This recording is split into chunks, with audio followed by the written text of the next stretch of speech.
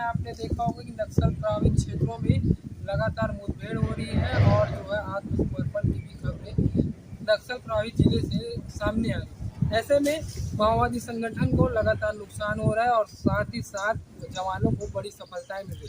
आपने देखा होगा कि जब छत्तीसगढ़ में भाजपा की सरकार बनी तो उनका स्पष्ट तौर पर कहना था कि छत्तीसगढ़ को जो है नक्सल मुक्त बनाया जाएगा, चाहे वो बातचीत के जरिए हो या चाहे बंदूक की गोली के जरिए हो रहे बड़े नुकसानों के चलते माओवादी अपनी रणनीति चेंज करने के साथ साथ दूसरे जिले की ओर भी विचरण करने लगे। इस कहानी को बताने का मेरा मेन मकसद ये था कि अब बालोद जिला भी नक्सल मूवमेंट की वजह से कुछ दिनों से चर्चा का विषय बना हुआ है। बीते 4 अगस्त को जो है महामाया क्षेत्र, जो कि बालोद जिले का अंतिम छोर पड़ता है, इसी जगह पर जो है 7 पुरुष और 2 संदिग्ध महिलाओं को देखा गया जिनके पास वो वर्दीधारी थे और साथ ही साथ उनके पास बंदूक भी देखा गया। हालांकि इस बात की पुष्टि नहीं हुई है कि वो जो है माओवादी थे, लेकिन पुलिस भी अब पूरी तरीके से एक्टिव है और हालांकि इस क्षेत्र में सर्चिंग बढ़ा दी गई है।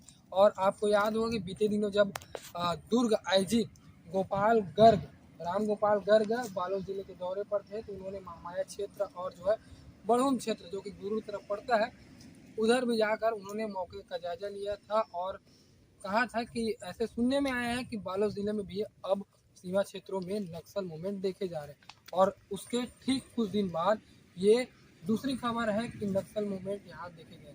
हालांकि एडिशनल एसपी अशोक जोशी ने इस मामले को लेकर कहा है कि अभी माओवादी के होने के बालोद जिले में कोई पुख्ता प्रमाण नहीं मिले, तो स्पष्ट तौर पर यह कहा नहीं जा सकता कि वो जो बंदूकधारी लोग हैं वो नक्सली हो सकते हैं।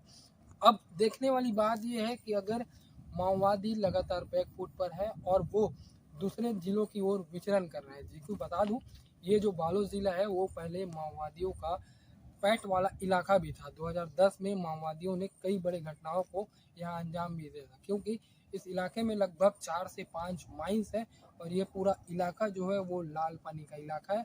आप तस्वीरों के जरिए देखें कि इस ओर जो आपको पहाड़ी नज़र आ रही है ये भी माइंस का इलाका है।